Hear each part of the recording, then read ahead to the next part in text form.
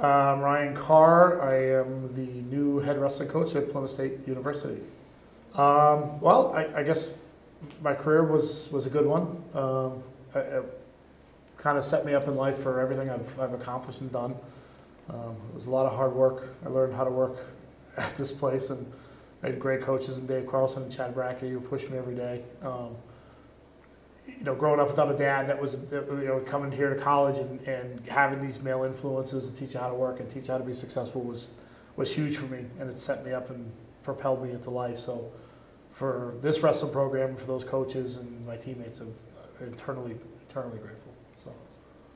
Then tell us a bit about your career as a coach. As a coach, well, so leading up to this, I mean, probably 4 or 5 weeks ago, I didn't even know this opportunity existed. And my phone started blowing up, and my Facebook started blowing up, and people saying, you got to do this, you got to do this. And people who knew I was back in town said, you got to do this. And I already had my dream coaching job. I went back to my alma mater in high school in Salem, and I coached there for almost 13 years before I had kids, and then moved on. So this was kind of the furthest thing from my mind. I enjoyed my high school coaching experience. It was great until it was time to kind of move on. And I'm hoping to kind of take those skills and those experiences and bring them to a different kind of group. I mean, adults and kids. They're not kids, but I met with the wrestlers last week, 3 of them, and I was impressed by them. They're passionate. They care. I think they want to work. I'm hoping that the rest of the team is like that, and the kids we're going to recruit and hopefully make men out of them. So, yeah. I would say I would have to refer to the most excited I was ever in the sport of wrestling in 20 years of wrestling. The most excited I ever was a guy named Trevor Dearden. Was a sophomore. I think he was a sophomore at the time at the high school New England's. He was wrestling a kid from Timberlane, and they were the best 2 kids in the state of New Hampshire. They battled back and forth, and this was the New England Championship Finals, and the Timberlane guy had his number all year long. And it was the New England Championship Finals. You guys met everywhere, state final, everything, right? And my guy was young, but he was a hammer. And I'll never forget, the Timberlane guy made a mistake, and Trevor got a knee pick on him and cradled him and pinned him in the New England Championship Finals. And I don't think, even in my own experience, my own championships, I've never been as excited as I was at that moment. And if you even see the video of this thing, I mean, this kid came running to the corner of the mat, and it was like the Dirty not Dirty Dancing, the dancing movie where he lifts, right? I mean, I lifted this kid in the air. I mean, I was so excited for him. That has to be my favorite moment in wrestling ever, was when he got that kid's number in the most important match of the season. None of it mattered besides that, and we ended on top. And that's what I always coach the kids is, I don't care what happens in December, we care what happens in February, we care what happens in March. And that was probably the coolest moment I've ever had in wrestling. Well, what I promised the wrestlers last week when we met, I'm looking at this as building a business. All right, we got to create a business plan. We're not just going to walk in here and think everything's going to be kosher overnight. Right, we're past recruiting. We can't even take applications at the college right now.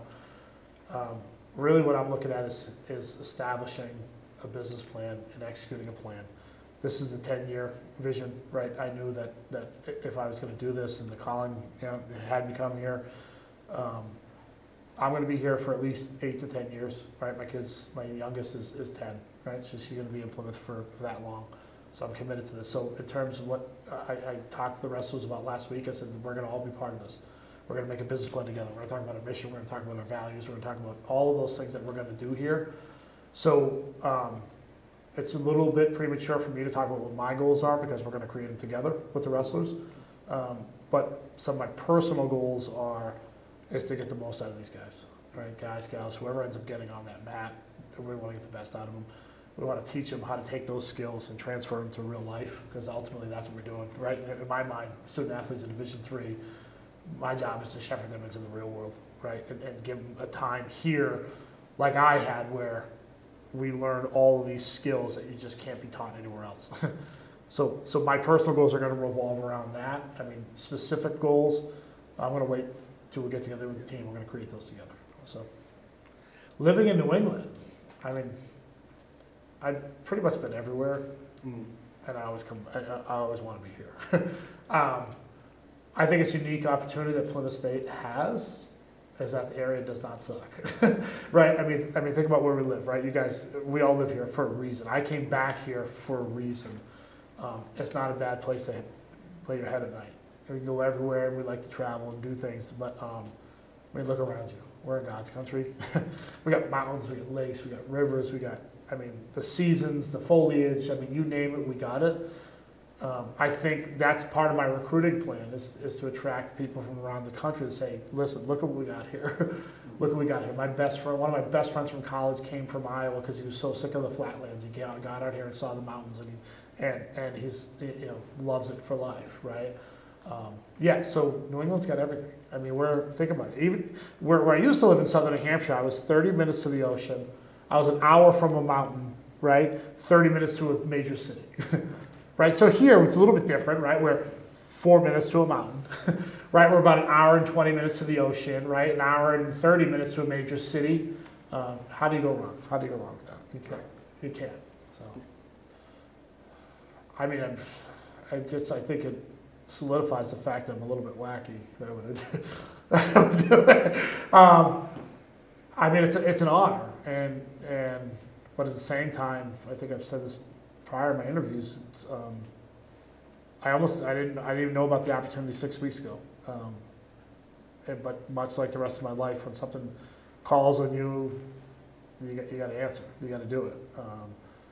And this program has needed, you know, something different, right? And hats off to all the guys before me that have really been committed to this thing. And I just think it needed something different. I think I represent that difference.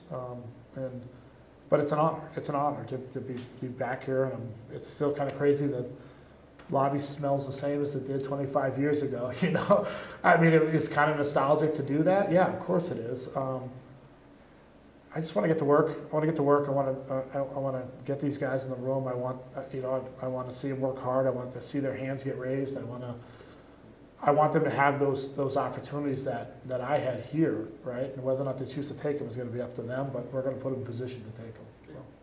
So I spoke about like my coolest experience in wrestling, and I guess you know, sometimes you don't even understand what the rewarding things are till well after the fact. When I called that gentleman Trevor, who's, you know, my best memory in wrestling ever. And I called him. He's currently a cop in Hooksett, and I'm hoping that we get him up here because I know how good he is. And the relationships you build with these people, the relationships I have with my coaches. Dave Carlson, you know, came out this summer and he stayed with me for a couple of days, and we just, you know, I hadn't seen him in almost 20 years, and it was like yesterday. It's just that type of relationship. Chad Brackey, who was a workout partner for me, really is the one who kind of taught me wrestling. You know, he's a Wisconsin guy. I went to Green Bay Packers Patriots game with him this year. You know, to have those types of relationships and bonds that, you know, you don't see them every day, but when you do, like you pick up like it was yesterday, you only get that when you compete with people, right, side by side. In any sport, and I think obviously for me, I'm biased towards wrestling, but you know, when you spill blood with people, as we would say, you build a bond with them, and so that for me the most rewarding thing is the relationships with the friends and coaches, and you know, my first call to find an assistant coach was one of the kids I coached. You know, those relationships are forever, and they pick up instantly, right, because of what you've shared together. So that is by far the most rewarding part for me.